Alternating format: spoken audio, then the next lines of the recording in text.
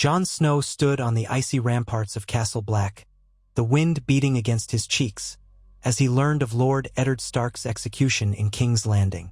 The Raven had arrived before dawn, bearing dark words on grim parchment.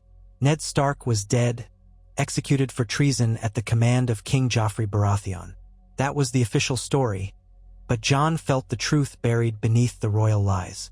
His father was an honorable man, known throughout the Seven Kingdoms for his honesty and sense of justice. The bastard boy of Winterfell, sworn to the Night's Watch, would never believe that Eddard Stark had truly betrayed anyone. Rage ignited in Jon's chest like a furnace whose flames threatened to roar out of control. For a long time, he stared into the dawn sky that was losing its darkness to watery morning light, grappling with heartbreak and fury so profound that he could scarcely breathe. He had thought himself prepared for any grief when he joined the Night's Watch. He had said his vows, dedicating his life to the Wall and the realm, but never once had he imagined he would lose his father to the treachery of Southern politics. Ned Stark had been more than his father. He had been the man who taught Jon the value of honor and justice, who had treated him with as much respect as he could. Given the constraints of Jon's bastard status and the bitterness that sometimes sparked from Lady Catelyn, it was Lord Eddard's sense of fairness that Jon had tried to emulate his entire short life. Now that father was gone, his head separated from his body by the Lannisters' cruelty, and Jon's heart felt like it had been ripped from his chest. He spent that morning in a haze, barely registering the faces of his sworn brothers as they went about the morning routines. He didn't hear Samwell Tarly's soft voice, worriedly asking if he was well. He ignored Papar's attempts at conversation, avoided Gren's concerned glances, and kept to himself, arms hugging his torso. What did it matter now if the wildlings attacked, if the others marched? His father was gone. In the chaos of his mind, a dark notion formed. A part of him wanted to ride south this very instant and exact vengeance upon Joffrey, upon the Lannisters, upon anyone who had raised a hand or a voice against Ned Stark. But he was bound to the Wall by his vows, chained in place by an oath he had spoken before old gods and new. Yet as the days passed, that chain began to feel too heavy, too unjust. Vengeance was no longer a fleeting thought. News came that Robb Stark had marched south. Robb was raising the banners of the North against the Iron Throne, proclaiming himself the king in the North.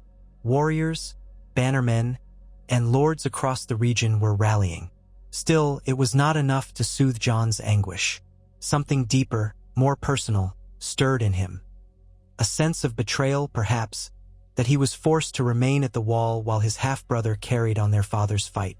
Jon imagined Ned Stark's memory overshadowed by Southern lords who had no love for the North, or even by Robb himself, who might eventually make peace with the very Lannisters who had stolen Lord Eddard's life. Whether that fear was justified or not, it festered in Jon's heart. Each day the burden grew. Then came a rumor.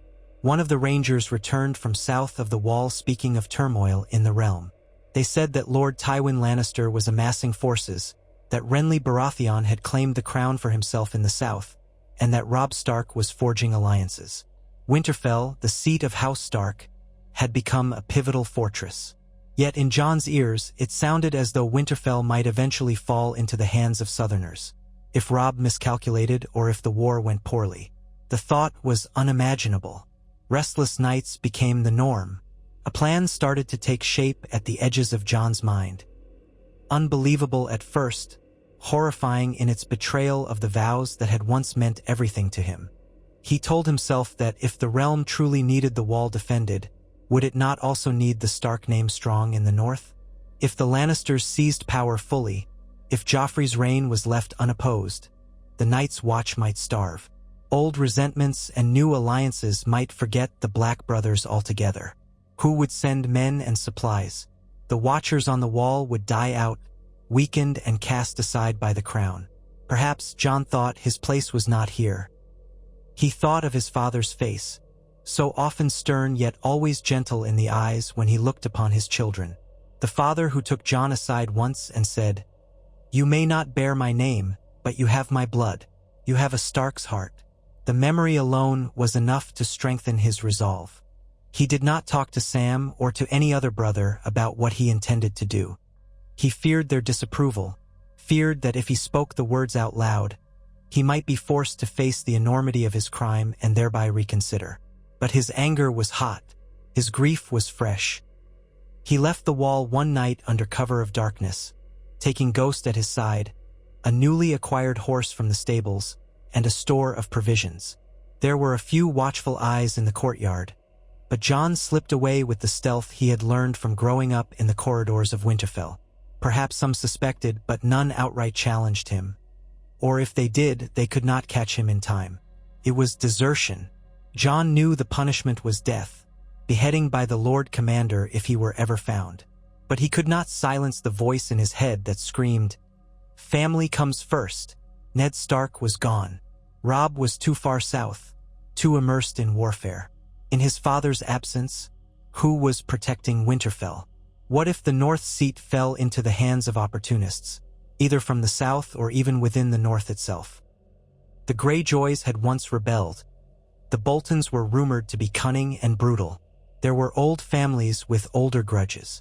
Something in Jon insisted that Winterfell needed him more than the Wall did. And some dark corner of his heart whispered that if Robb was truly fighting for Ned's memory, he would have demanded justice for his father's bastard brother, too. He would have called Jon Snow to his side, to avenge Ned's death. Yet Robb had not done that. From the rumors, it seemed Robb had accepted Jon's vow as binding. He had let Jon remain at the Wall without once calling upon him to take part in the glorious rebellion. And so, the seeds of bitterness took root in Jon's heart. His journey south was harsh. The chill air of the north clung to his cloak, and the road was lonely. Ghost trotted beside him, red eyes glowing in the moonlight when they traveled at night. Jon was grateful for the direwolf's presence, for without Ghost he might have given in to despair. The guilt of abandoning his sworn brothers haunted him, gnawing at his insides. Yet when he thought about his father's severed head on a spike, that guilt was overshadowed by a need so fierce it dominated every thought. Winterfell must be kept safe. And if Robb was off fighting battles, forging alliances, who was in Winterfell now?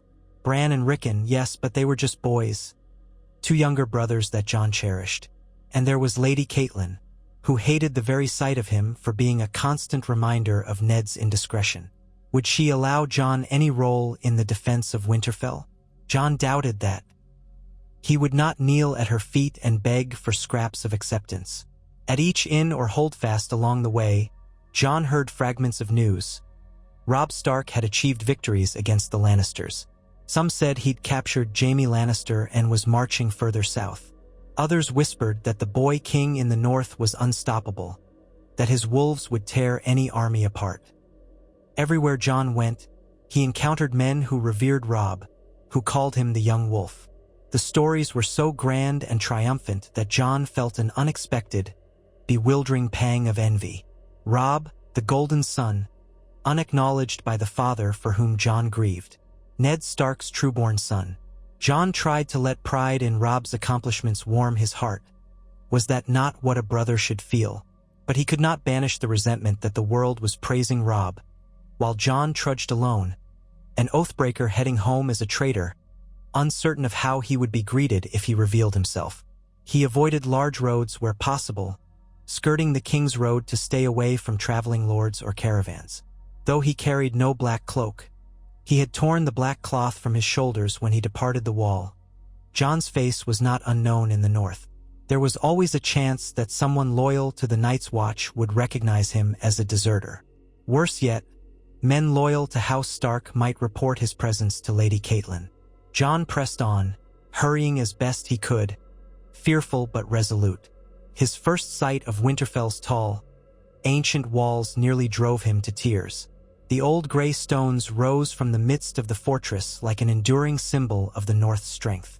Steam from the hot springs misted across the yard. He remembered running through those courtyards with Robb, Arya, and the other children. He remembered the warmth of the great hall on a winter's night, the flicker of torches reflecting on stone.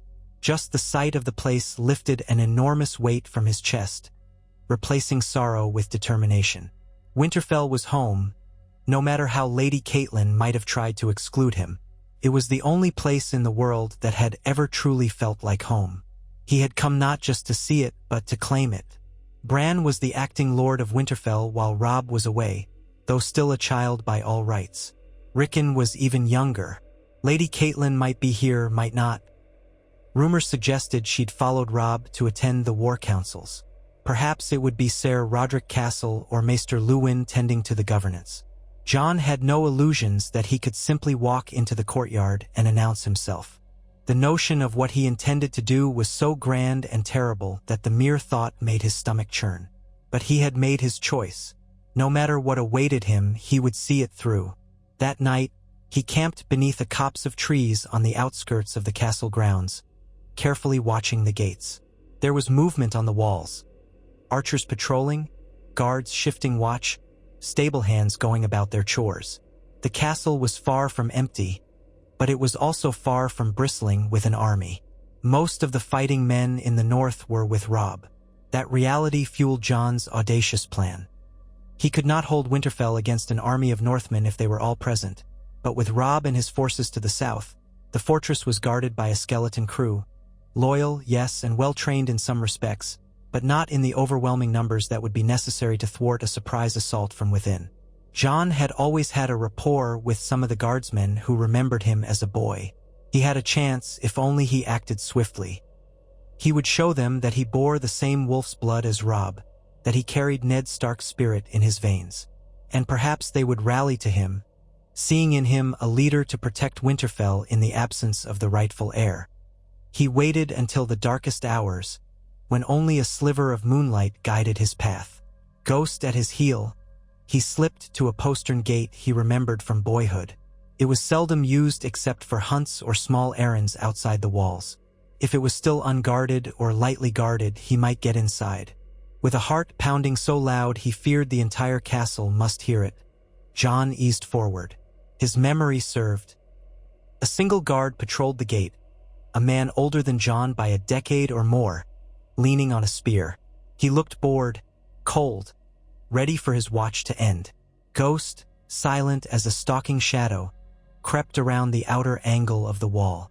Jon readied himself, his hand tightening on the hilt of Long Claw. He felt a pang of guilt for what he was about to do. This was a Northman, likely a loyal servant of the Starks, but Jon had to get into Winterfell.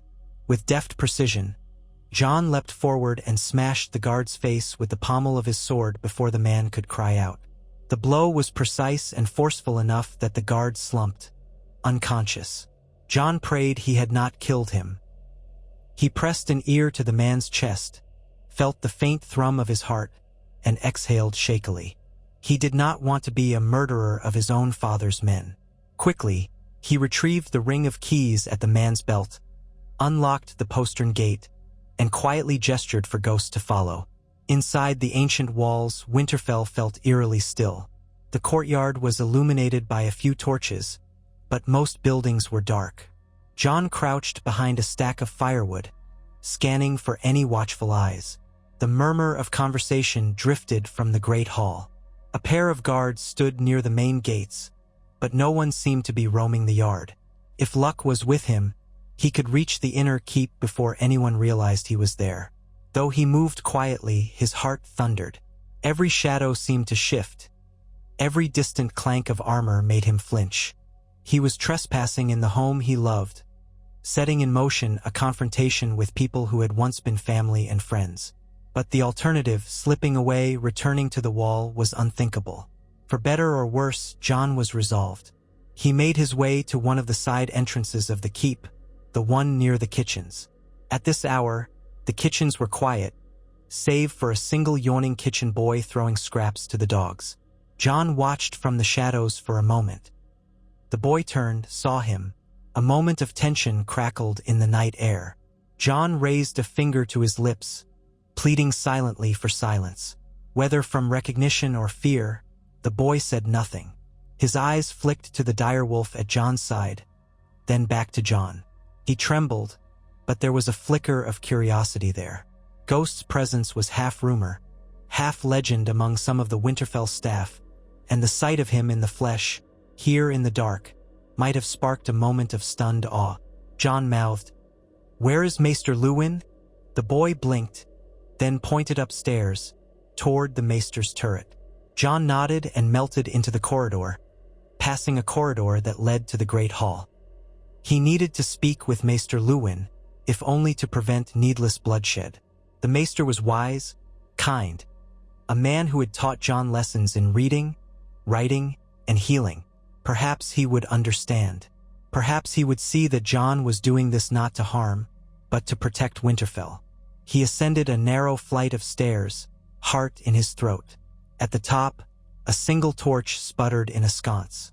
He heard footsteps from somewhere above, slow, methodical. Then he saw a slender figure in simple robes moving along the corridor. Maester Luwin was carrying a rolled parchment. He looked up at the sound of Jon's foot on the stone stair, his expression shifting from mild curiosity to startled alarm. "Jon?" he whispered, as if not trusting his own eyes. "Maester," Jon said softly, "I need to speak with you." "By creeping in like a thief in the night?" Maester Luwin asked, though he spoke without harshness. There was sorrow and confusion in his tone. "Oh, Jon, what have you done?" Jon closed his eyes, inhaling. "I've come to claim Winterfell." It was the first time he'd spoken the words to anyone. They felt heavy, monumental, echoing in the corridor. "I'm a Stark too, in blood if not in name. I won't let our home stand undefended while Robb chases battles in the Riverlands or the Westerlands.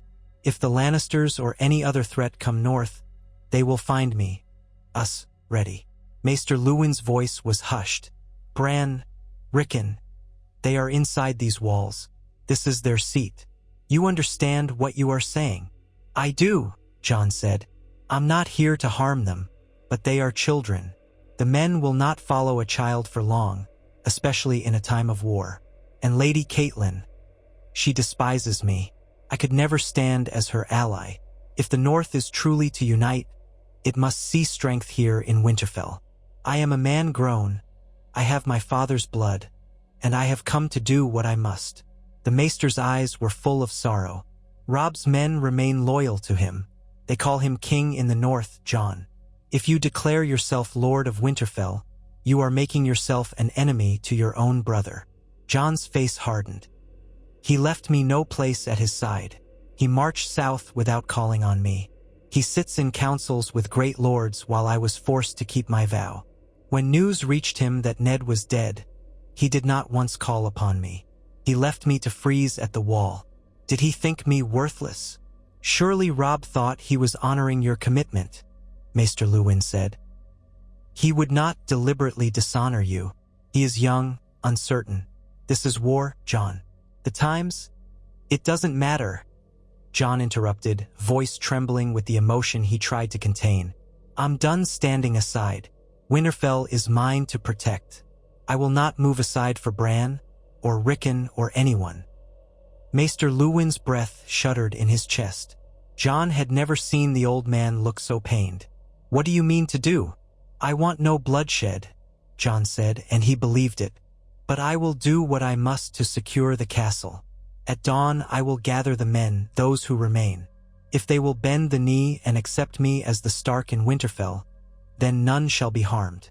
Bran will be treated with respect, Rickon as well. Anyone who opposes me, I will not yield to them." "Jon, please, you cannot. The people here are loyal to House Stark, yes, but that means to Ned's trueborn sons. You are recognized only as the bastard, no matter the love they may hold for you as a person. And if you fight them, you'll be tearing the North asunder." Jon met the Maester's gaze steadily. "I have no illusions that this will be easy, Maester, but the times have changed. If they must see my resolve, they will. I give you my word. No harm will come to Bran or Rickon so long as they do not challenge me. Let them remain in comfort, in safety. I don't want them as enemies. I simply intend to rule in their stead, to protect Winterfell." Maester Luwin sighed. "I cannot stop you, can I?" Jon shook his head. "I'm sorry, but no. I must do this. I only ask that you not raise an alarm yet. If there's a fight, it will happen on my terms. I've avoided harming anyone. I only knocked out a guard at the gate. I want your cooperation, Maester. Please." He bowed his head, as if begging for the old man's understanding. Maester Luwin trembled, but then gave a slight nod. "I am sworn to serve the Lord of Winterfell," he said softly.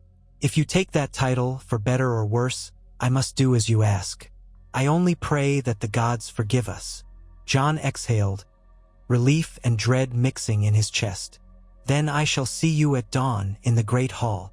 With that, Jon turned on his heel and slipped away into the corridor, Ghost padding alongside him.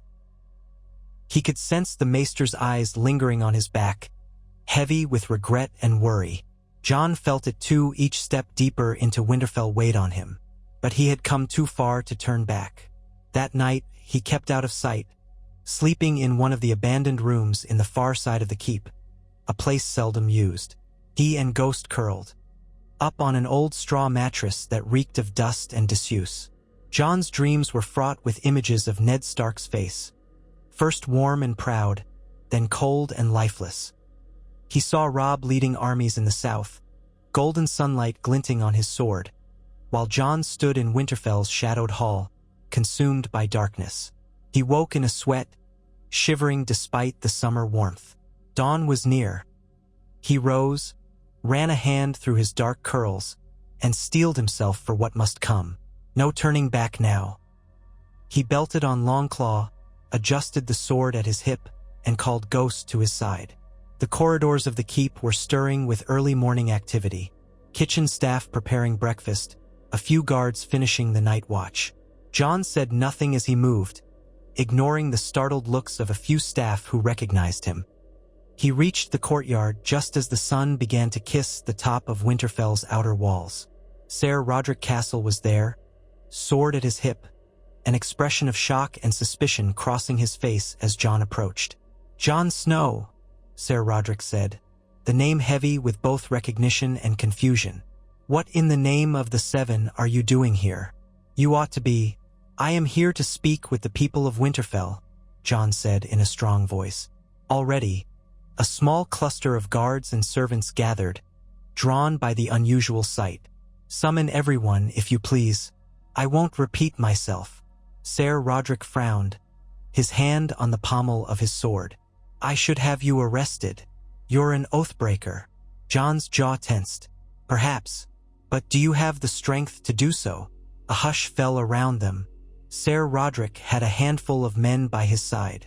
Jon was alone save for Ghost, but many of these men had known Jon as a boy, seen him train in the yard with Robb, recognized the direwolf at his flank as something out of legend. Even so, Ser Rodrik was no coward. "You dare threaten us in Ned Stark's own courtyard? He was your father, and you dishonor his memory by deserting the Night's Watch."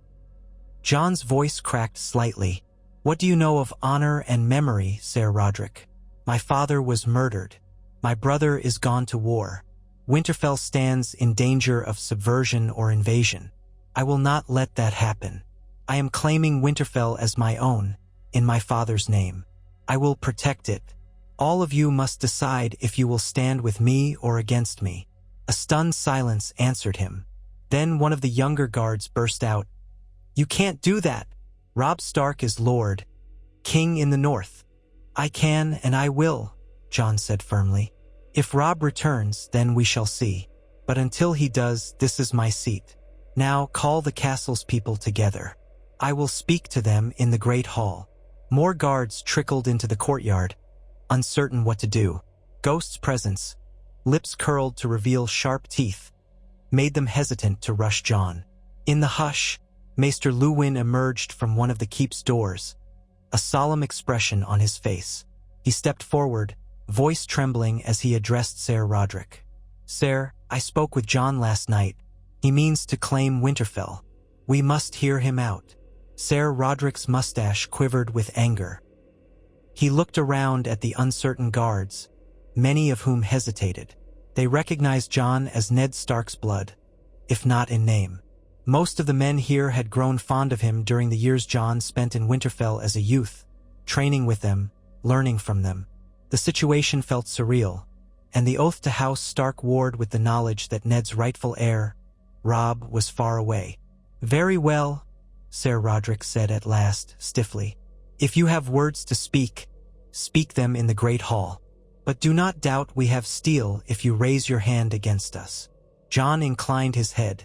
I hope no steel need be drawn. Let us go. They filed into the great hall, which was slowly filling as word spread through the castle. Servants, men-at-arms, stable-boys, and a handful of lesser household knights gathered in confusion. Some recognized Jon Snow instantly. Others had to ask who he was. The first hush of shock gave way to murmurs and whispers that rose in volume, echoing against the stone walls. Bran was brought forth, pushed in a simple wheeled chair by Hodder, who looked around with wide, childlike eyes. The boy, still bearing the injuries that left his legs unusable, stared at Jon in wonder. Jon, he said, half disbelieving, are you back from the wall? Jon's heart clenched at the sight of his little brother. I am Bran. He took a few steps closer, ignoring the tense posture of Ser Roderick. I'm sorry for not sending word ahead, but I had to come. Bran reached out, but Jon stopped short of touching him, aware that this day might mark a deep rift. Jon, father is gone, Bran said in a small voice. He was killed. Joffrey had his head. Robb marched south. Mother went with him. The castle. It's so empty. Jon felt tears prick the backs of his eyes. He placed a hand gently on Bran's shoulder, ignoring the gasps of those around him. I know. This is why I came. Bran, do you trust me? Bran blinked, uncertain, his mouth working silently. You're my brother, he said at last, though his voice faltered. But you took an oath, and you can't just... It no longer matters. I have come to protect you, to protect Rickon, and to protect Winterfell. But I need everyone here to understand. I intend to claim lordship until Robb returns. I cannot allow this seat to stand vulnerable any longer. If you accept me as the Lord of Winterfell, then we can face whatever threats lie ahead together, as a united front. The assembled crowd buzzed. Some looked at Jon with open awe, remembering the boy who had grown up in their midst. Others looked fearful, outraged, or uncertain. Jon straightened his shoulders. Hear me, he said, voice rising above the tumult. I am Jon Snow, son of Eddard Stark, though born a bastard. I have the blood of the first men in my veins. I have served on the wall, faced horrors beyond. But we stand in peril now. Robb is far to the south, waging war on the Lannisters. Winterfell's defenses are not what they should be. It needs a strong hand. I would be that hand. Ser Roderick spoke up, voice laced with anger. This is madness. You would usurp Robb Stark's birthright? This is treason against the king in the north. Think of what you're doing, Jon Snow. Or do you style yourself a king now? Jon's cheeks burned with shame, but he did not waver. I am not a king. I have no desire to steal Robb's crown. But until he returns, I will be the Stark in Winterfell. Those who will pledge loyalty to me, do so now, and I pledge to protect you as my father did. Those who refuse, you may leave. I will not force you to remain, but neither will I allow you to linger here plotting against me. Ser Roderick shook his head. You have no authority to cast men from the castle. The men of House Stark obey the rightful lord, or in his absence, his designated castellan, which is me. Jon saw where this was going. He would have to act decisively. Any sign of hesitation and he would lose what limited advantage he had. Glancing around, he noticed an undercurrent of curiosity and loyalty in some of the faces. Many of these men remembered him as Ned Stark's boy, as a skilled swordsman with a sense of justice. They saw his direwolf, a creature rumored to be a sign of the old god's favor. Ghost stood at Jon's side, hackles slightly raised, teeth bared. Jon drew Longclaw, slowly, letting the rasp of Valyrian steel against the scabbard hush the hall. He raised the blade, letting the morning light catch the rippled steel. I do not want to fight my own, but I will if I must. I ask you one more time. Will you bend the knee to me as the Stark in Winterfell until Robb's return? Silence gripped the hall. Faces turned to Ser Roderick, to Maester Luwin, to Hodder standing behind Bran's chair, to the direwolf. Finally, an older man-at-arms who had known Jon from childhood stepped forward. His name was Harwin, once a stable lad who'd served under Ned Stark. He had a scar across his forearm. "I remember the lad," Harwin said, addressing the crowd more than Jon. "He's got Stark blood in him, that's clear as day. He's a good fighter and a fair hand. We need strong leadership if the rumors are true that the Ironborn might stir, or the Boltons might scheme, or any number of troubles might come our way while Robb is gone." Ser Rodrik glared at the man. "Harwin, you'd condone this? This is treachery." Harwin's brow furrowed. "Is it treachery to want Winterfell safe? Ned Stark's blood flows in his veins. If Robb is away, maybe it's good to have another wolf in the castle." Others murmured among themselves. Ser Rodrik's hand gripped his sword hilt. "You are all being led astray. The boy has deserted his post at the wall, a crime punishable by death. You would have him sit in Lord Stark's chair instead of facing punishment for oath-breaking." Maester Luwin's voice interrupted. "Perhaps if we remain at odds, we risk dividing ourselves, weakening Winterfell." He cast a glance at Jon, then at Bran. "What if we think of this in a different light? Master Snow, Lord Snow, wishes to protect Winterfell. Let us for the moment accept him as caretaker of the castle until Robb's return." Ser Rodrik was nearly shaking with anger. "Caretaker? The boy is seizing power by force. If that is not a usurpation, I don't know what is." Jon locked eyes with Ser Rodrik. "Swords need not be drawn, Ser. Swear yourself to me, and I'll name you Master-at-Arms, just as you have been. I will rely on your expertise. We can govern together, for the sake of Winterfell." "And if I refuse?" Ser Rodrik asked, voice cold. Jon's lips tightened. "Then I will have no choice but to hold you prisoner. I cannot allow you to stir rebellion within these walls. I won't harm you, but I cannot allow you freedom if you refuse my authority." Ser Rodrik let out a harsh breath. "This is monstrous. What would Lord Eddard say?" Jon swallowed. "He would want Winterfell protected. That is all I wish to do." A sense of quiet dread fell over the hall. Bran looked at Jon with big, sad eyes. He parted his lips. "Jon, Father always told me that loyalty is important, that we must keep our vows. You broke yours." The boy sounded on the verge of tears. "Doesn't that mean you're not honorable?" Those words struck Jon like a blade through the chest. He knelt beside Bran's chair, ignoring the hush of watchers. "Bran, sometimes the world doesn't allow us to keep every vow. Father broke no vows, and yet he was killed by men who cared nothing for honor. I would rather be an oathbreaker than watch Winterfell fall into enemies' hands. If you can't forgive me now, I understand. But one day I hope you will see that I did what I thought was necessary." Bran's eyes welled with tears, and his hands trembled in his lap. I don't want you to hurt Ser Rodrik, or Maester Luwin, or anyone. I don't want you to lock them up." "I won't if they accept me," Jon said softly. He stood, turning to face the hall again, sword still in hand.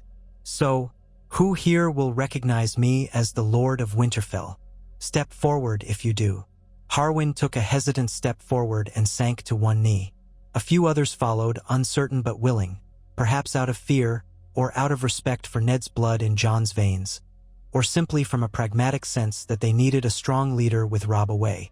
Among them were some older men who had seen Jon practice swordsmanship from boyhood. They bowed their heads. Jon felt a strange mixture of relief and guilt swirl in his gut. The future was unraveling before him in a way he'd never expected. Ser Rodrik remained upright, hand tight on his hilt.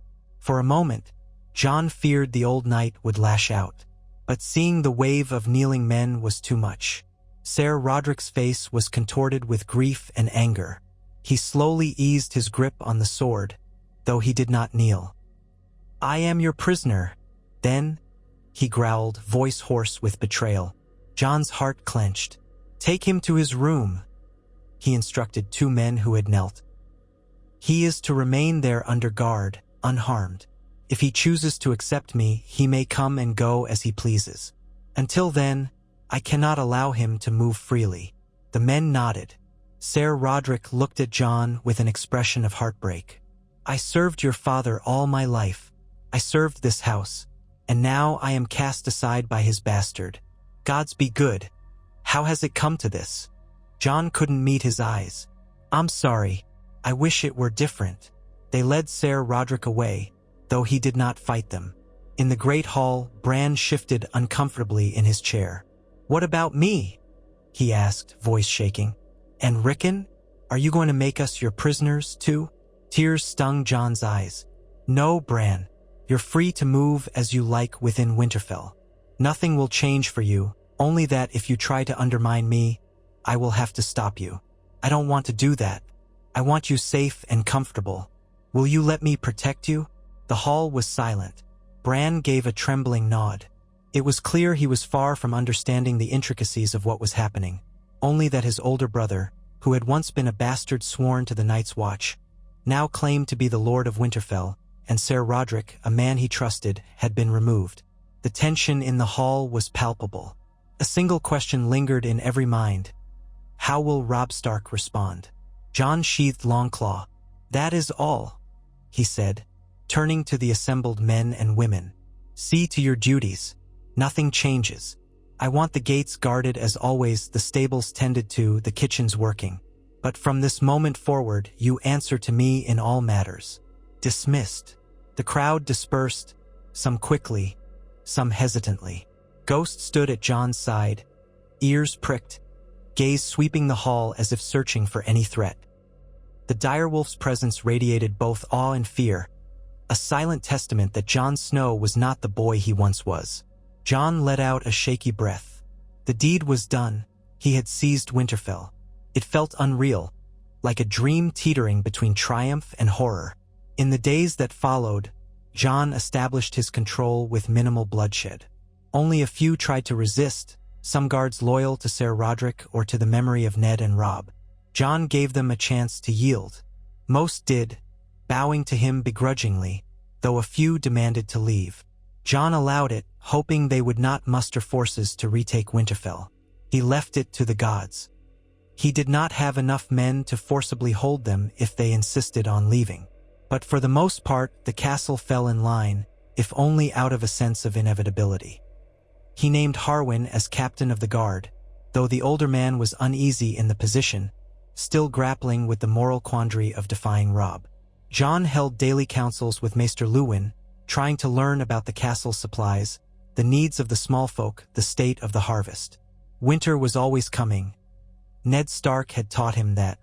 Jon intended to ensure the people of Winterfell and the surrounding lands would not starve, no matter what the war to the south wrought. Bran roamed the castle, speaking little to Jon but watching him with those wide, mournful eyes.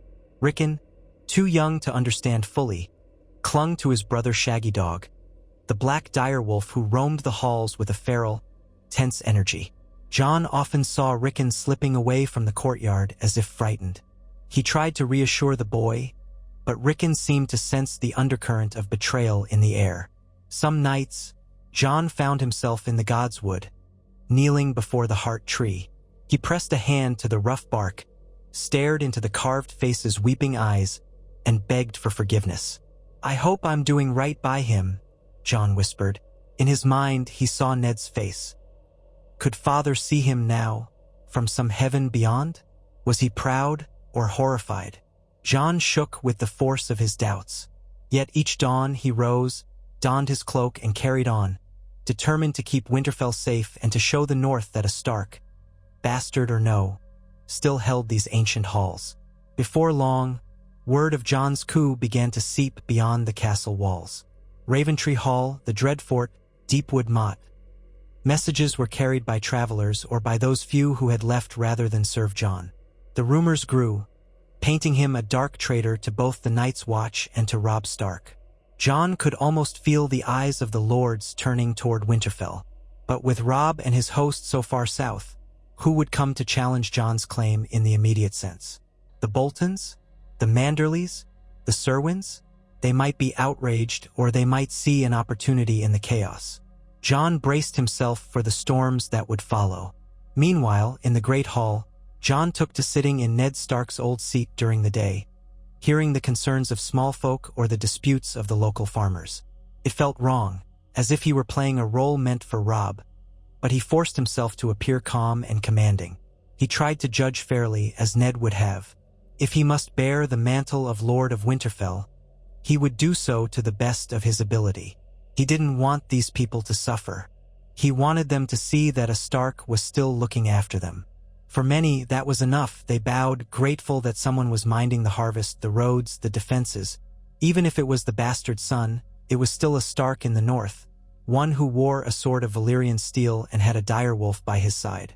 Maester Luwin approached Jon one afternoon after the day's petitions had ended. "My lord," he said with a bow that still looked unnatural on him, "a raven has come from the south. It bears House Tully's seal. Likely from your mother, Lady Catelyn, that is." Maester Luwin still struggled with that term, for Catelyn Stark was never Jon's mother. Jon's heart skipped. "Bring it to me." The maester handed him the parchment. Jon stared at the seal for a moment, a trout embossed in red wax, the symbol of House Tully. He broke it with trembling fingers, unrolled the letter, and read, "Jon Snow, if these rumors are true, you have betrayed the Night's Watch and usurped Winterfell. You have taken my son's seat. The entire North is in outrage. They call you a traitor 100 times over. If you have any shred of honor, you will relinquish your false claim and surrender yourself to our justice. Robb marches against the Lannisters, and if he must turn his host north to deal with you, he shall. House Stark will not tolerate treachery from one who calls himself a son of Ned." He paused, heart pounding, as he read the final lines. "If Bran or Rickon have been harmed, the North will flay you alive and feed your carcass to the crows. Surrender now or face our wrath." Lady Catelyn Stark, a wave of cold dread washed over Jon. He looked up at Maester Luwin, who stood there with concern etched into his face. "So it's begun," Jon said softly. "She threatens war." Maester Luwin bowed his head. "She speaks for Robb, presumably. With the Tully seal, she is making it clear that House Tully, House Stark, and all their allies will not stand for your seizure of Winterfell." Jon let out a humorless laugh. "So Robb is to wage war on two fronts now, against the Lannisters and against me?" He shook his head. "It cannot be. It's madness. He needs the North united. He can't afford to waste men and resources on me. But Lady Catelyn might push him to do it anyway." Maester Luwin pressed his lips together. "Will you write back? Perhaps you can reason with them. Offer a compromise. Surrender the seat until Robb returns. There must be a path that avoids open conflict." Jon stared at the letter, feeling anger stir. Lady Catelyn had never shown him warmth, but this letter brimmed with a fury and hatred he'd seldom encountered even from her. She threatened him with flaying, with destruction. She seemed to forget he was also Ned's son. "I will write back," Jon said eventually, though his voice was tight. "I will tell her that Winterfell remains in no danger. Bran and Rickon are unhurt. But I will not yield. I've come too far now." Maester Luwin bowed. "I will fetch parchment and quill." Jon gazed out a nearby window. He pictured Robb, far to the south, receiving Lady Catelyn's words. Perhaps the young wolf had no intention of turning back north to lay siege to his own home. Perhaps, however, the proud knights and lords who served him would force his hand. A traitor in Winterfell could not stand unpunished, they might say. Jon's chest tightened. Another wave of doubt crashed over him. Could he truly hope to hold Winterfell against Robb's full host? They were men of the North, the same men who had recognized Ned Stark as their liege. Jon would be a usurper in their eyes. He might have to fight and kill men who once served his father. The weight of that possibility pressed heavily on him. Yet what choice did he have now? He composed his reply that evening, in the privacy of the Solar. Maester Luwin wrote down the words Jon dictated. To Lady Catelyn Stark, "I have seized Winterfell not to harm Bran or Rickon, but to protect them. They are safe and unhurt, as is the castle and all within it. I hold it in trust until Robb returns from his war in the south. I do not intend to claim kingship, only to ensure that no enemy can take advantage of this fortress in the king in the north's absence. If Robb truly wishes to return and retake Winterfell, let him come. But I will not simply relinquish it under threats. I am as much Ned Stark's son as Robb, and I will defend Winterfell from any and all who would harm it. Signed, Jon Snow, the Stark in Winterfell. He sealed it with plain wax, lacking a personal sigil of his own. Just another reminder of his bastard name. He wondered if perhaps he should design a new sigil, a gray direwolf on a field of black, something to set himself apart. But the thought felt hollow. Maester Luwin took the message with a sad nod and prepared a raven for Riverrun. "May the gods help us all," the old man whispered. Days passed, then weeks. Tension mounted within Winterfell's walls. Some small folk from neighboring villages came to present their concerns to Jon. Others avoided him, uncertain whether to recognize him as their true lord. Jon did what he could to maintain order and keep to Ned Stark's principles, passing fair judgments, distributing food carefully, and ensuring the men drilled in the courtyard, preparing for any invasion. He walked the ramparts each morning, gazing out over the expanse of the north, half expecting to see a war host on the horizon. When he wasn't in councils or walking the walls, Jon spent time with Ghost and, occasionally, with Bran trying to mend the rift. It was not easy. Bran felt torn. Part of him missed his older brother, the one who used to share in their games and teach him the sword. But he also felt that Jon had betrayed the ideals their father held so dear. Bran often watched Jon with searching eyes, as if trying to find the boy who had left for the wall. He seldom spoke about the usurpation, content to talk of simpler things. The weirwood in the gods' wood, the ravens, or dreams he'd had of climbing, though he could no longer move his legs. Rickon remained distant, clinging to Shaggy Dog and scowling whenever Jon tried to approach. Sometimes, in the corridor, the little boy would glare and say, "You took Robb's place," before running off. It stung Jon worse than any blow. Yet he pressed on, telling himself that in time they might understand. Word came from travelers that Robb had fought more battles in the Riverlands, but details were sketchy. The Lannisters were reeling from some defeats, but they had not yielded. Winter was still far off, but the nights were growing chillier, as if to remind them of what lay ahead. A hush fell over the north, as if it held its breath waiting to see how this new drama would unfold. Jon found fleeting solace in the training yard, practicing swordsmanship with the guards who had pledged to him. Some were skilled, but none matched him with a blade.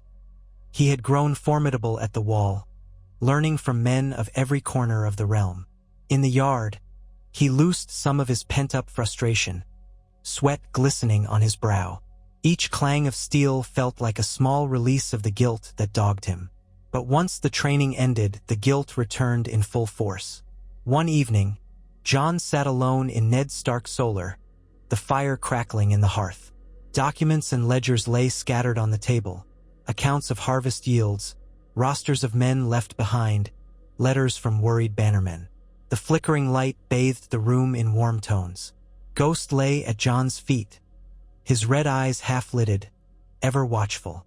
Jon sipped watered wine, lost in thought, when there came a soft knock at the door. He straightened. "Enter." To his surprise, it was Bran. The boy wheeled himself in, hands on the rims of his chair. Hodder was not with him. Bran had learned to maneuver the chair himself in some corridors. He closed the door behind him with a push. A hush fell in the room, broken only by the crackle of flames. "Bran," Jon said gently, "should you be up? It's late." Bran gave a small shrug. "I wanted to talk." Jon set down the cup. "Of course." He waited, uncertain. Bran looked at the fire, lips pressed together. When he spoke, his voice was quiet. "I keep having dreams. Some are about the three-eyed crow. Some are about falling from a tower. But lately I dream about Father. I see him in the crypts below Winterfell, silent, like a statue. But he's crying." Jon felt a chill ripple along his spine. Dreams can be unsettling. Bran's eyes flicked to Jon's face. "In the dream, I walk through the crypt, and I see all the old kings of winter. Their statues have dire wolves at their feet, stone swords across their laps. Father's statue is new. You're there, holding a sword, standing in front of the statue like you're guarding him. But you're crying too. I don't know what it means. Jon swallowed.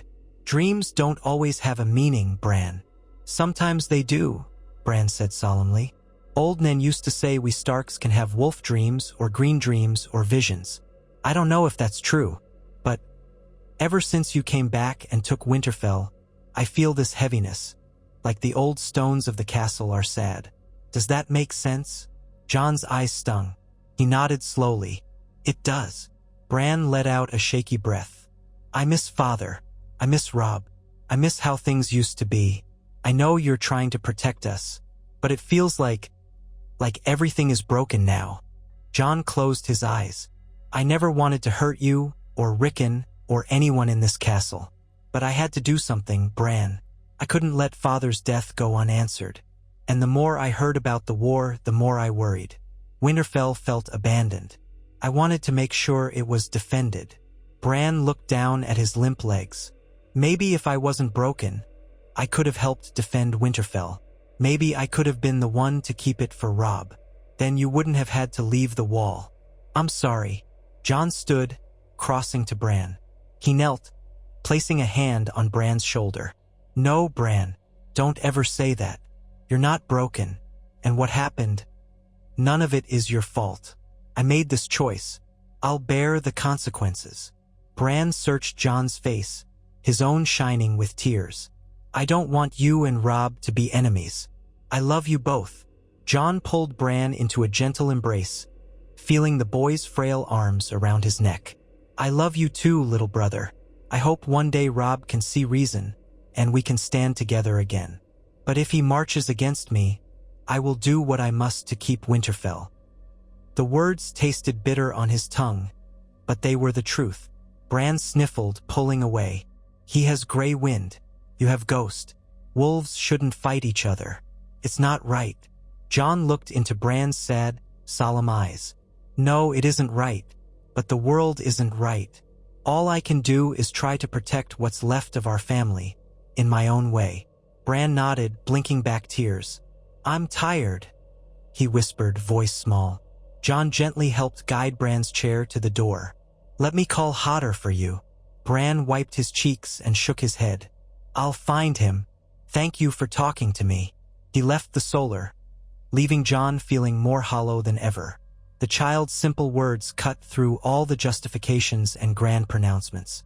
Wolves shouldn't fight each other. Yet that was the path Jon had chosen or forced upon them all. He stared at the flames in the hearth, remembering a time when he and Robb had been little more than boys rolling in the yard with practiced swords, each cheering the other on. Now they might be forced into open conflict. Perhaps one day he would see Robb again, face to face on opposite ends of the field. The very thought made him sick, but the path had been set. For good or ill, Jon Snow was the Stark in Winterfell, and the North would soon have to contend with that fact. Weeks turned into a month, and a second raven came from Lady Catelyn, more venomous than the first. She accused Jon of driving Ser Roderick into captivity, of usurping her son's birthright, of blaspheming Ned's memory. She demanded Jon's immediate surrender. Jon tore the letter apart in frustration and tossed it into the fire. He saw no point in replying further. She would not listen to reason. If she had her way, Robb would turn his army north. The only saving grace was that war with the Lannisters consumed much of the king in the North's attention. Jon continued to strengthen Winterfell's defenses. He had more men patrolling the walls, set watchers on the main road, stockpiled grain and salted meats for the possibility of siege. Harwin oversaw drills. Day after day they prepared. The late summer sun grew weaker. The nights crept in earlier. The air grew crisp. Winter was on the horizon, but so Jon feared was war. One afternoon, scouts reported riders approaching. 2 banners carried, the flayed man of House Bolton and the dire wolf of House Stark. Jon felt his stomach lurch. The Boltons were not known for their warmth or loyalty, even if they had knelt to Robb. The presence of a Stark banner suggested they came in Robb's name. Jon donned his sword belt and called Ghost to his side, moving to the gates with a retinue of men. Tension crackled in the crisp air. Outside the walls, the small band of riders halted. At their head was a tall man in dark armor, the flayed man blazon upon his surcoat. Another man rode beside him, bearing the stark direwolf on a tattered banner. Between them rode a third man, hooded and cloaked in gray. Jon's men on the walls aimed bows, but Jon commanded they hold. He stood at the gate, letting them approach within speaking distance. The tall man with the Bolton sigil raised his voice. "Open your gates. We come with a message from King Robb Stark and from Lord Roose Bolton. We come under a flag of parley." Jon's eyes narrowed. He recognized the subtle threat. House Bolton was sworn to House Stark, but they had a history of rebellion and cruelty. Still, to refuse parley might make things worse. He gestured to Harwin. "Open the gate, but keep alert." The riders trotted into the courtyard. Bolton's man dismounted. He removed his helmet, revealing a narrow face, his eyes calculating. The hooded rider also dismounted, stepping forward. Then he lowered his hood, revealing pale features and dark eyes. Jon's heart froze. It was Roose Bolton himself, Warden of the North in Robb's absence, though that title was not official. Still, Bolton was one of the most powerful lords in the region. His expression was inscrutable as ever. "Lord Bolton," Jon said with forced composure, adjusting his stance. Ghost paced at his side, hair bristling slightly. Bolton inclined his head with a faint smile. "Jon Snow, I presume, or should I address you as Lord Stark? I hear you have taken that name upon yourself." Jon met his gaze evenly. "I remain Jon Snow, but I hold Winterfell in my father's stead until my brother's return." Bolton raised a brow. "How interesting. The realm calls you a traitor, and yet here I find you quite confident in your seat, and with minimal guards around you. Bold indeed." Jon felt the men behind him tense. He did not let fear show on his face. "You come under a flag of parley. State your purpose." Roose Bolton's lips curved into a thin smile. "My purpose is to bring you an offer from King Robb. Submit to his authority. Relinquish Winterfell into my care until such time as he returns. You, in turn, will be spared the punishment for desertion and betrayal. Your life and the lives of any who followed you will be spared. Robb is gracious. He understands your grief, your misguided sense of duty, but he will not tolerate defiance any longer. Comply, and you may take the black anew.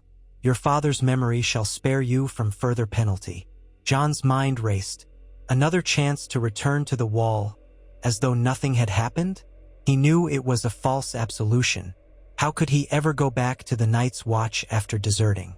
Their laws were harsh, unwavering, and even if Robb commanded the Watch to spare Jon, the Black Brothers would see him as an oathbreaker. It would be a lifetime of scorn, if not a beheading. Jon tensed. "And if I refuse?" he asked, though he already knew the answer. Bolton's voice remained calm. "Then the combined forces of House Bolton and the Northern Bannermen loyal to King Robb will retake Winterfell by force. Your life will be forfeit, Jon Snow. All those who aided you will share your fate. The king in the north cannot permit such a challenge to stand." Behind Bolton, his men sat astride their horses, hands near their weapons. Jon's men were likewise on edge. A single spark could ignite bloodshed in the courtyard. Jon forced himself to stay calm. "My father once told me about House Bolton's loyalty. He said that the Boltons were ever an uncertain ally, one eye on the Stark seat, one hand on the knife. Am I to trust you in this matter?"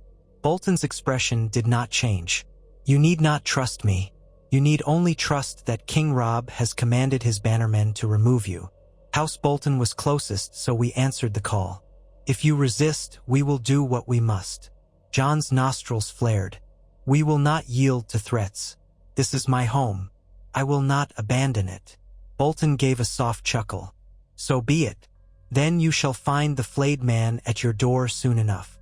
He gestured to his men. "We will take our leave, and you can consider your fate. Unless you have more to say, Lord Snow." He added the last with faint mockery. Jon grimaced, but he knew to keep his composure. "One thing, if Robb truly sends his men against me, I ask that no harm come to Bran and Rickon. They have no part in this." "Of course," Bolton said smoothly. "The boys are dear to the king in the north. Provided you do not use them as hostages or harm them yourself, they shall remain safe." Jon said nothing further. He watched as Bolton and his riders turned and cantered out of the courtyard, leaving a cloud of tension in their wake. Once they were gone, Jon noticed the unsettled looks on his men's faces. The name Bolton conjured grim images. They knew what the Flayed Man banner stood for. Harwin stepped forward, voice hushed. "My lord, if Bolton's men march on us, we can't hold them for long, not without more allies." Jon's throat felt dry. "I know," he said quietly. "Send out ravens to any lords who might remain sympathetic. We must gather all who are willing to stand with me. House Manderly, House Glover, House Serwyn. Any who might see reason." Harwin hesitated. Will they see reason, or will they see a traitor? Jon closed his eyes, exhaustion weighing on him. "We have to try." He made his way to the top of the walls, watching the distant riders vanish into the rolling hills. Ghost stood beside him, silent. In the breeze, Jon caught the faint scent of pine and cold earth. Clouds gathered in the sky, gray and foreboding, felt as though a great storm was coming. He took a deep breath, remembering the crack of ice underfoot at the wall, the solemn oath he had spoken, the face of Eddard Stark. "Father," he whispered into the wind, "watch over me. I may die soon." If there was an afterlife, perhaps Ned Stark was watching. Perhaps he understood. But Jon did not. He only knew that he could not turn back now. He could not break again. In the days that followed, ravens flew out. Jon waited, uncertain if any help would come. The gloom in Winterfell was palpable. Bran spent more time in the Godswood, alone. Rickon sulked and sometimes cried at night, missing Robb and their mother. Maester Luwin, ever faithful, supported Jon's decisions with a heavy heart. Ser Rodrik remained a captive in his rooms, refusing to yield. He seldom spoke except to call Jon a misguided boy. And beyond the walls, the north shifted. It began with small skirmishes. Scouts reported Bolton's men harassing travelers on the roads, stopping shipments of grain bound for Winterfell, cutting off supplies. A group of Winterfell guards sent to gather game from the forests clashed with Bolton outriders. 2 men were killed, another wounded. Tensions flared. Jon rode out once with a small patrol, crossing swords with Bolton scouts. The memory of Valyrian steel biting into the flesh of men who might once have fought for Ned Stark haunted him. But he had no choice. War had come to the north, a war of wolves that Ned would have mourned to see. Finally, a raven arrived from White Harbor. Jon read it with a mixture of hope and dread. Lord Wyman Manderly offered cautious words, neither condemning nor fully supporting Jon. He asked for more details, expressing sorrow for the division within the north. He hinted that if Robb was truly away and could not protect Winterfell, Manderly might be open to providing some men. But it was all couched in uncertainty, talk of needing to see what the king decreed. Jon penned a careful response, urging Manderly to send aid quickly, warning that Bolton was moving to besiege Winterfell in Robb's name. He also sent envoys to House Glover, House Serwyn, House Tallhart, any who might still be close enough to rally. Days passed. The leaves began to turn golden in the courtyards, autumn creeping in. With each day, Bolton's forces drew nearer, harrying Winterfell's perimeter, capturing or turning back any supply caravans. The sound of horns sometimes echoed in the night, mocking them. The morning that the enemy host finally appeared on the horizon was clear and cold. Jon stood atop the ramparts, flanked by Harwin and a handful of archers, staring at the dark mass of men forming in the distance. Ghost prowled behind them, restless. The Flayed Man banner fluttered in the breeze. He saw a few Stark banners among them, an ugly reminder that in the eyes of many, Bolton was the rightful enforcer of Robb's will. Jon's mouth went dry. A rider emerged from the host, bearing a flag of truce. Jon went down to meet him at the open gate, surrounded by his men. The rider, an older soldier with a grim face, spoke loudly. "Lord Bolton demands your surrender. If you open your gates now and relinquish Winterfell, you and your men will be granted mercy. The bastard of Winterfell shall face King Robb's judgment, but the others may go free." Jon's men bristled at the title, Bastard of Winterfell. Jon kept his composure. "Tell Lord Bolton I refuse. This is my home. We will not yield to traitors." The rider gave a sneer. "Then prepare to die. I'll give you until sunset to reconsider. After that, our rams and our torches shall speak." He wheeled his horse and galloped back to the lines. Jon looked at Harwin, who wore a look of grim determination. "Sunset," Jon echoed softly. "So be it." That day stretched into an eternity. Jon and his men raced to strengthen defenses, ensuring the walls were manned with archers, the gates barred. Cauldrons were placed on the ramparts, ready to boil oil if the enemy tried to breach. Women and children were moved to the great keep's lower levels, along with Bran and Rickon. Jon did not want them anywhere near the battle. Ser Roderick, still confined, fumed at being locked away. Jon did not trust him free during the siege. As the sun sank toward the horizon, the horns of Bolton's host echoed across the fields. The siege began. Jon watched from the walls as ranks of men advanced with shields and battering rams. Archers loosed volleys from both sides. The hiss of arrows and the cries of men filled the air. Jon fired arrow after arrow, though he was more at home with a sword. His men tossed rocks and poured boiling oil, forcing the attackers to fall back. But more kept coming. Through the chaos, Jon saw men bearing the direwolf banner of House Stark. It made him sick to his core. He was fighting those who wore his family's own banner. Night fell and the assault broke off temporarily. Fires dotted the landscape outside Winterfell's walls, the siege lines established. Bolton was encamped, determined to starve them out or break them down. Inside the walls, Jon and his men walked among the wounded, binding arrows, trying to keep morale high.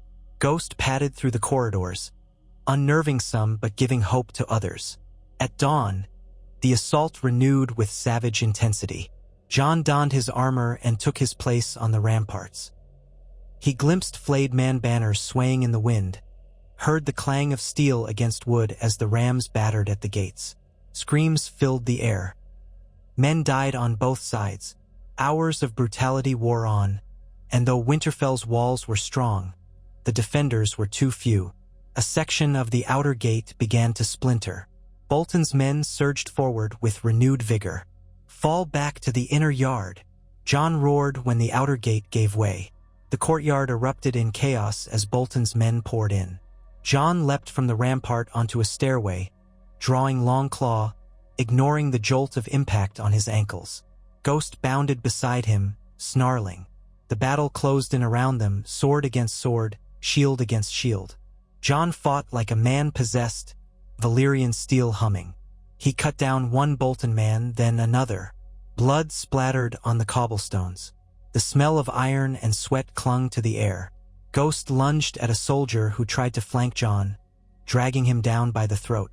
Another soldier swung an axe at Jon, who parried and slashed across the man's gut. Screams echoed off stone. All around him, men died. They formed a shield wall around the inner keep. Jon rallied those who remained, barking orders, trying to maintain discipline. For a time, they held, but wave after wave of Bolton soldiers crashed into them.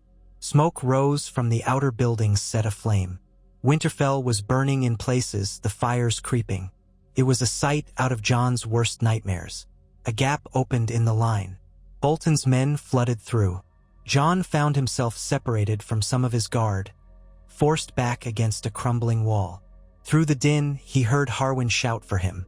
Then a slash of steel nearly took Jon's head, and he barely ducked, returning with a swift thrust. He gasped for breath, battling exhaustion. The acrid scent of smoke stung his eyes. Suddenly, a blast of horns sounded from beyond the castle walls. Jon froze, heart pounding. Was it reinforcements for Bolton? Another wave? or something else? A new shout went up, and Bolton's men began to turn, confusion rippling through their ranks. Then Jon heard it. The deep baying of war horns, the clash of steel from outside the gate, the howls of direwolves. The banner glimpsed above the walls was a silver fish on a red field. House Tully, Lady Catelyn, or allies from the Riverlands? The next moment, the battered gates burst wide, and riders charged in. Their leading banner was the silver trout, but also the direwolf of House Stark. Jon's heart leapt. Could it be? Through the swirling chaos, a figure on horseback barreled forward, slashing at Bolton men. Others followed, bearing the livery of the Tullys, the Malisters, and more houses loyal to the Starks. Caught between Jon's defenders and this new force, Bolton's men were driven into disarray. Horns blared again, the pitch of them reminiscent of the battles fought in the south. Jon parried another blow, plunging Longclaw into an attacker's chest. He spun around to see who led this new host. There, astride a great warhorse, was the king in the north, Robb Stark himself, gray wind bounding at his side. Robb's sword flashed in the morning light. With him rode the great Jon Umber, the Blackfish Brynden Tully, and many others. Jon stared, disbelief warring with awe. Somehow, Robb had marched north, perhaps at Lady Catelyn's urging or due to the threat to Winterfell. Bolton's men tried to rally, but they were caught in a vice. The combined forces of the new arrivals and Jon's defenders crushed them from both sides. Blood soaked the stones. Some Bolton soldiers threw down their arms in surrender, others died fighting, and a handful tried to flee only to be run down by the cavalry that poured through the gate. The courtyard became a slaughterhouse. Smoke from the smoldering fires cloaked the chaos in a grim haze. When the last pockets of resistance fell, silence settled, broken only by moans of the wounded. Bodies littered the yard. Jon stood, chest heaving, sword dripping blood. Ghost slunk near his side, muzzle stained red. The stench of death filled the air. And then Robb Stark swung off his horse, scanning the courtyard with an expression of mingled fury and relief. Gray wind panted at his side, as large as Ghost, its yellow eyes darting warily. Jon took a step forward, uncertain. He felt the eyes of every man on him, his few surviving defenders, the newly arrived soldiers. Robb's gaze found Jon's. They stood across a small distance, both covered in grime and the blood of enemies, each with a dire wolf near. The hush was thick. Finally, Robb broke the silence, voice ringing in the ruined courtyard. Jon Snow. 1,000 emotions warred in that tone. Anger, hurt, confusion, and perhaps a trace of relief. Jon felt his throat tighten. His half-brother was here, the rightful king in the north. The man Jon had effectively betrayed. Yet the one who had also, it seemed, come to save Winterfell from Bolton's siege. Did that change anything? He bowed his head. He did not kneel, for his legs would not move. Robb. Gray wind bared his teeth at Ghost, but neither direwolf lunged.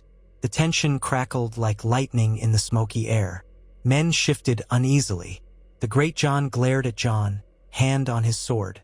The Blackfish studied the scene with a more cautious eye. Robb took a step closer. "What have you done?" he demanded, raw pain in his voice. "My mother told me you seized Winterfell. She said you held Bran and Rickon captive. She said you imprisoned Ser Roderick. Is it true?" Jon swallowed, trying to find the words, but the swirl of recent battle still pounded in his ears. "I claimed Winterfell to protect it, to protect Bran and Rickon. They weren't my prisoners. Ser Roderick refused to accept my authority, so I confined him. But I never harmed him. I only wanted to keep our home safe until you returned." Robb's face twisted with anger. "Safe? You call this safe?" He gestured to the carnage all around them. Men lying dead, some of them with the Stark banner on their arms. "You forced me to march north, away from the war with the Lannisters, because you threatened to break the North apart." Jon's cheeks burned. "I never wanted to do that. It was Lady Catelyn's letters, her threats. I didn't see any other way forward." Robb let out a bitter laugh. So this is Mother's fault? You forced me to come home, while Tywin Lannister rebuilds his forces. You forced me to lose precious time. Do you know what it cost to march my men here? How many alliances it strained? I'm sorry, Jon said hoarsely. I couldn't let Winterfell stand unguarded. Robb's eyes flicked to Ghost, to the battered remains of Jon's men, to the scorched walls. You speak of guarding it, but look at what's happened. The Boltons turned on us, you turned on us. Father would be ashamed.